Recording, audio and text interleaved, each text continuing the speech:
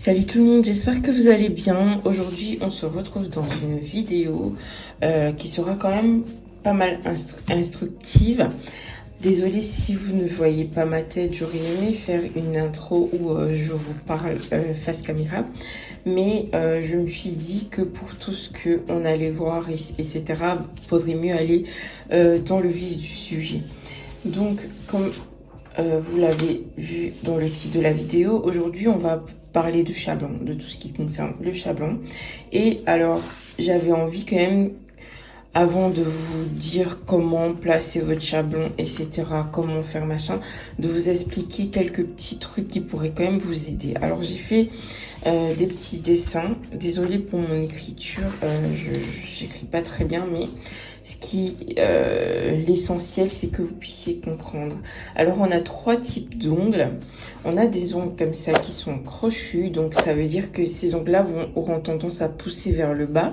On a des ongles qui sont tremplins, qui ont tendance à pousser vers le haut. Et on a des ongles plats.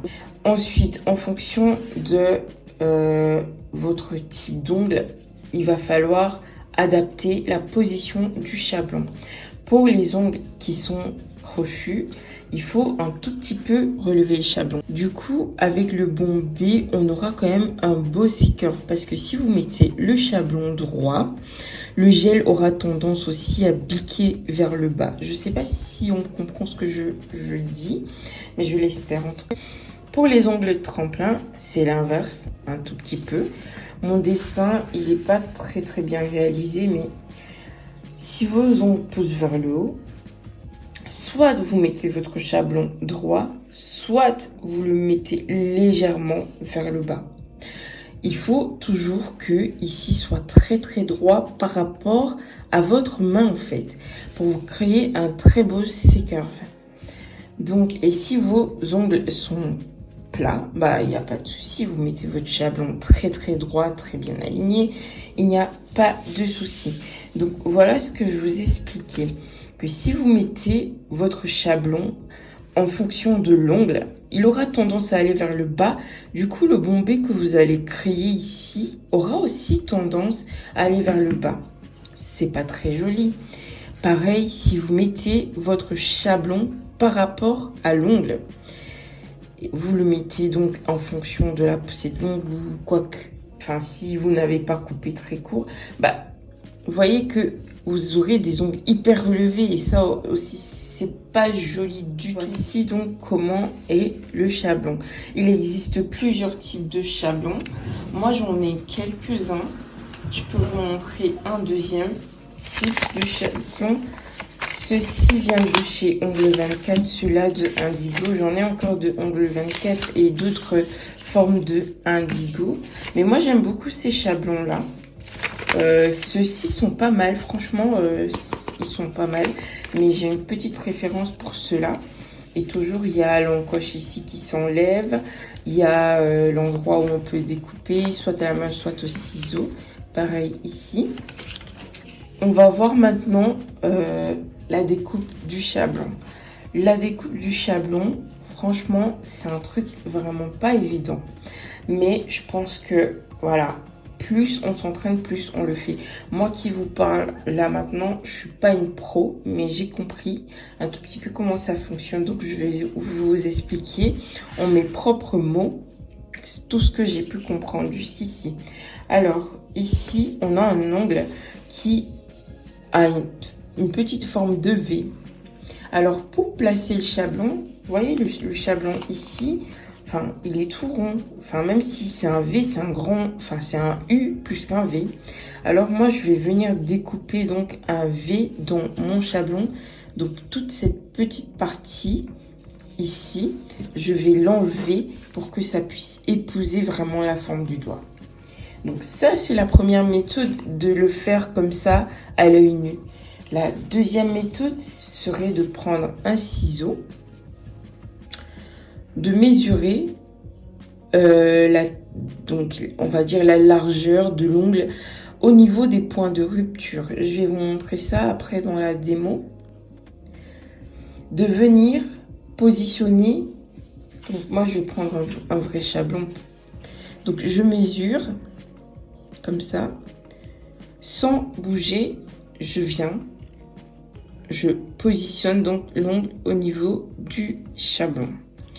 Ensuite, je mesure du point de rupture jusqu'au bout de l'ongle ou au bout de l'ongle.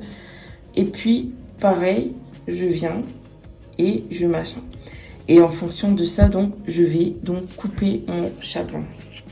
Vous pouvez aussi avoir des doigts comme ça, hein, où c'est vraiment l'hyponychium est là et votre ongle est accroché, il y a l'hyponychium et du coup l'ongle est un peu penché, quoi. Donc on sait rien faire, on sait pas enlever cette partie parce que vous allez saigner. Donc il faut aussi découper il faut découper cette partie-là dans le chablon.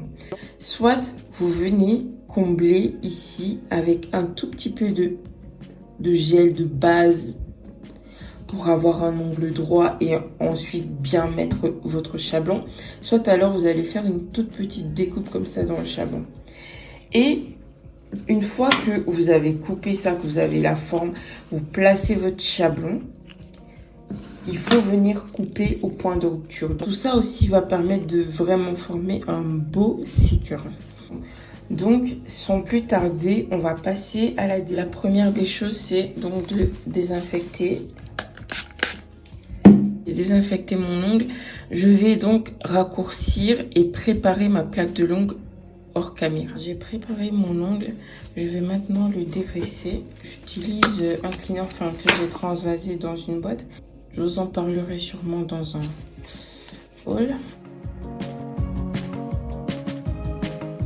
J'ai décidé d'appliquer le nail prep de chez Ongle 24. Vous avez aussi le cleaner de chez Indigo qui peut très bien faire l'affaire. Le cleaner, vous pouvez appliquer et toucher les cuticules, il n'y a aucune crainte. Le primer, je vais prendre... j'hésite entre prendre... Non, je vais pas garder la pose. Je vais donc appliquer un primer de chez Ongle 24 qui est sans acide. Mais si vous avez des problèmes de décollement, vous pouvez utiliser donc ce primer-là avec acide. Sinon, vous avez un autre primer chez Indigo, toujours.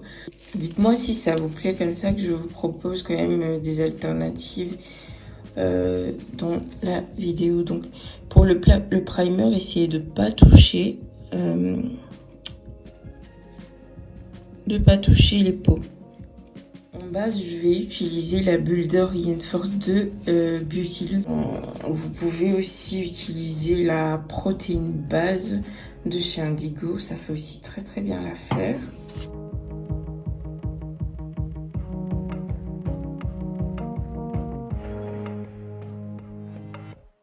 Si jamais vous avez du mal, vous pouvez vous aider d'un petit pinceau. Mais moi, je vais pas le faire.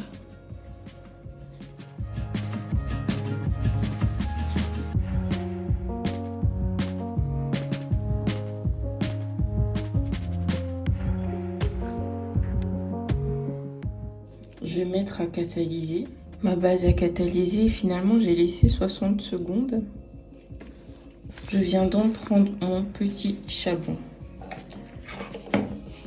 Alors, comme je vous ai expliqué, il y a plusieurs méthodes. Moi, je connais un tout petit peu comment est mon doigt et franchement, la forme du chablon passerait très bien avec vous pouvez même le voir, avec la forme de mon doigt. Maintenant, si jamais c'est pas le cas, imaginons, je viens au point de rupture. Donc, le point de rupture, je mesure, je ne bouge plus, je ramène cette mesure là sur mon chablon et on voit ça tombe. Je fais juste une petite griffe histoire de, on voit bien que ça tombe plus ou moins net sur mon chablon.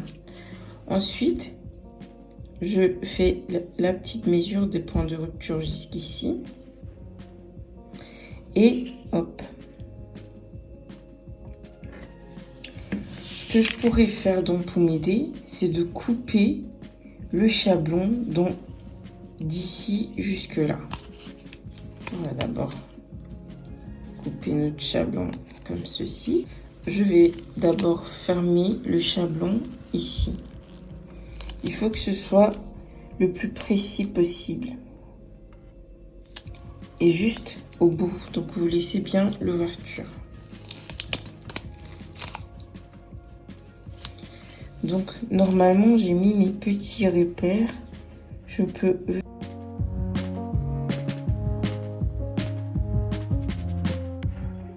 Voilà mon chablon qui a été coupé. Je viens maintenant positionner mon chablon. J'ai un peu de mal avec la caméra qui est juste en face de ma tête. Donc voilà, mon chablon est positionné. Je vais venir maintenant, je vais couper au niveau de mes points de rupture.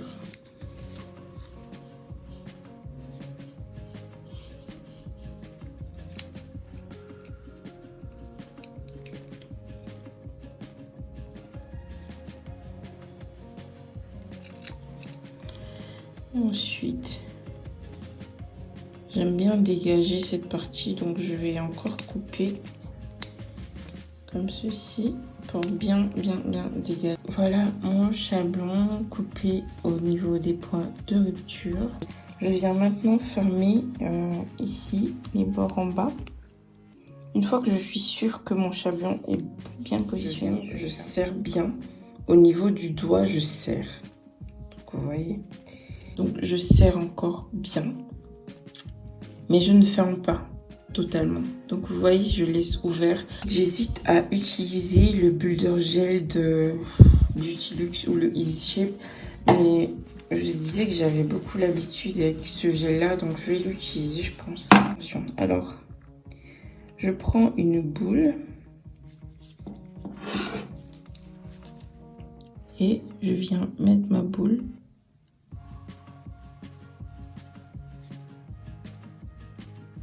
Je pense que le chablon s'est légèrement déplacé. Je le replace.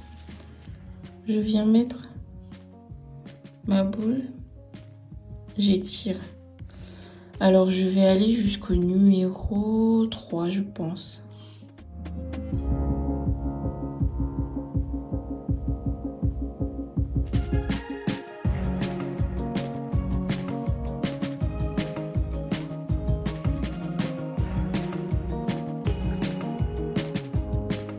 Donc je vais juste compléter.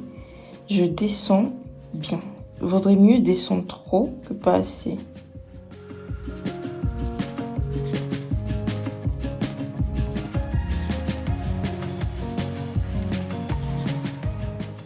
Je pense que j'ai touché un peu ma peau. Je viens juste enlever. Je regarde bien si j'ai été aussi loin que je voulais.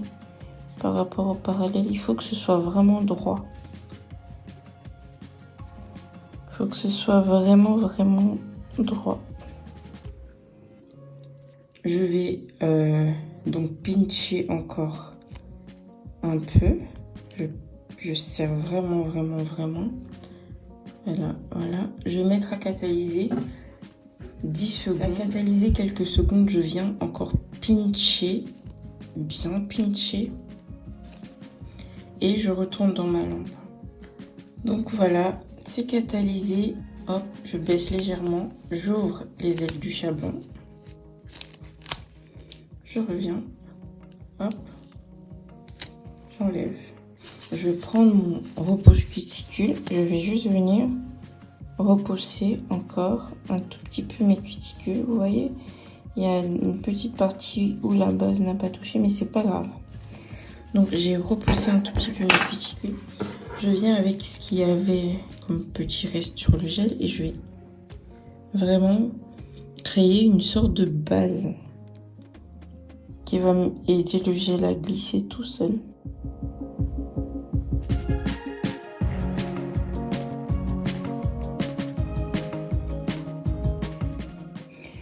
Je vais maintenant prendre une boule de gel. Une boule assez conséquente. Je vais venir me poser sur mon doigt. Je sais que c'est pas assez, donc je vais prendre encore une toute petite. Hop, je pose.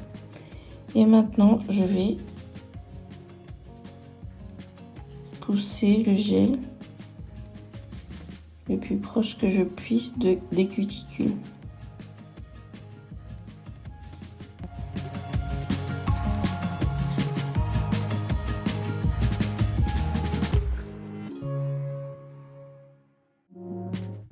Je trouve que j'ai pas assez, donc je vais en mettre encore. Et cette fois-ci, ce sera plus vers l'extérieur. Voilà.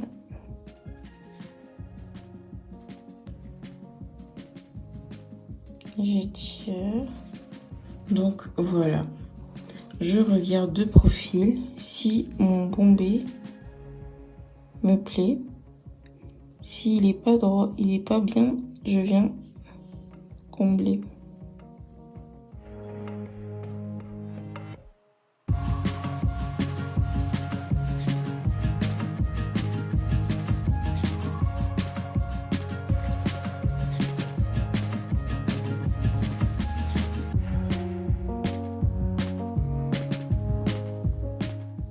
On est bon. Hop. Hop. Hop.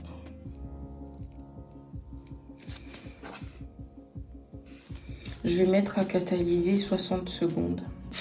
Oh, ce gel il chauffe. Oh my god, catalysé. On va venir dégraisser. Hop. On enlève la couche de dispersion.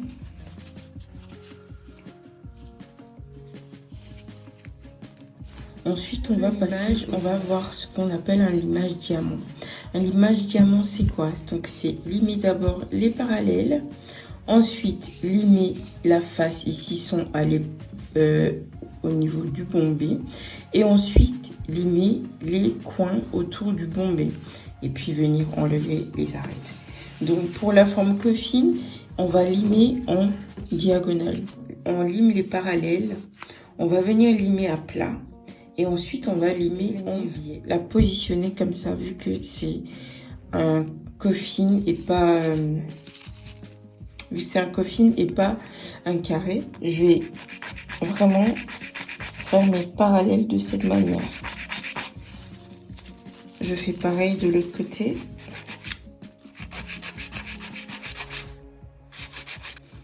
Ensuite, je vais venir limer à plat. Maintenant, je vais venir limer en biais. Par contre, je prends le côté doux de la lime pour ça. Parce que j'ai pas mis beaucoup de matière. J'aimerais pas enlever tout ce que j'ai mis.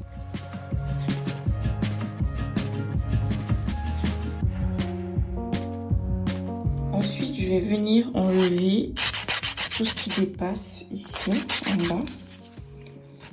Ensuite, je vais enlever donc toutes les arêtes que j'ai pu créer. Juste en allant de l'extérieur vers l'intérieur. C'est ce que moi je fais pour enlever mes arêtes.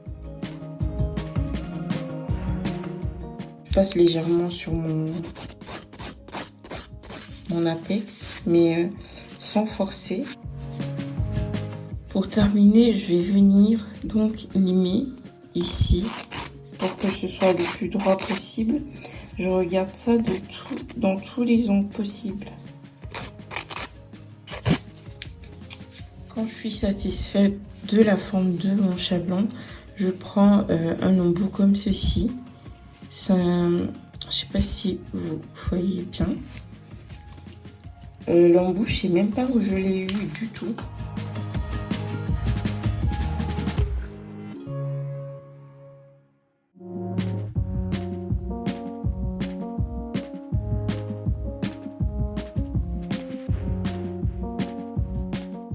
J'ai un coince un tout petit peu plus fin sur les bords, mais bon, je vais laisser ça comme ceci, juste avec mon buffer, et je prends la face la plus douce.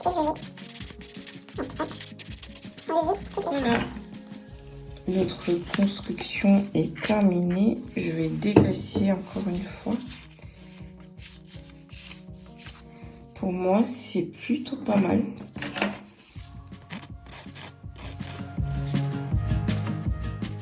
Alors je vais quand même mettre une couleur. Cette couleur est trop belle. Je ne l'ai pas encore mise sur moi. J'ai trop envie de la tester. Du coup, je vais faire quand même une couleur, sûrement celle-là. Comme ça, je vous montre comment j'applique la couleur sous ma cuticule.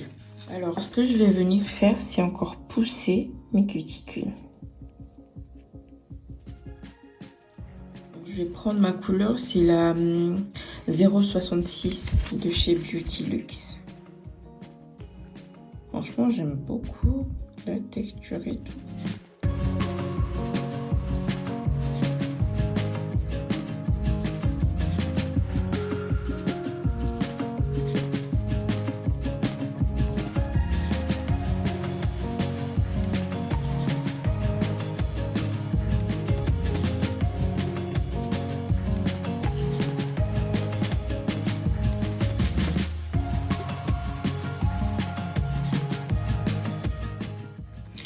Pour aller sous les cuticules, je vais prendre mon pinceau qui est là. Je vais prendre un peu de couleur. Et je vais mettre ma couleur le plus proche possible avec mon petit pinceau fin.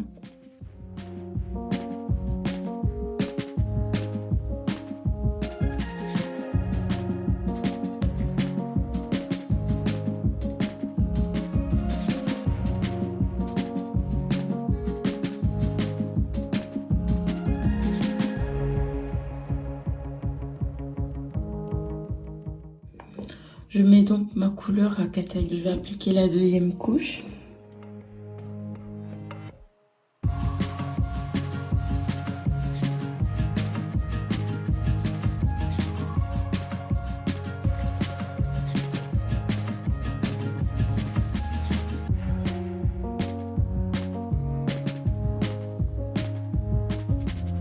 Donc voilà la couleur appliquée. Je catalyse encore. Maintenant, je vais appliquer la finition. J'ai choisi d'utiliser la Tip Top, mais franchement vous avez d'autres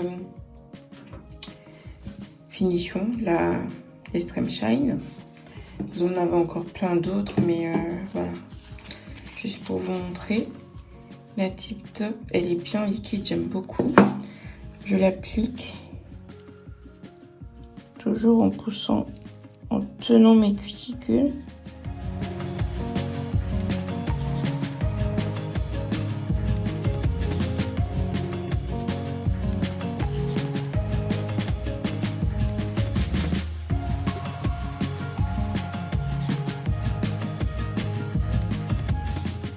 Je tourne mon doigt pour que tout s'auto-égalise. Je regarde si mon fil de lumière est bon. Pour moi, il est bon. Je catalyse 60 secondes. Alors, ça a catalysé. Voilà le résultat de... Je vais maintenant appliquer mon huile à cuticule.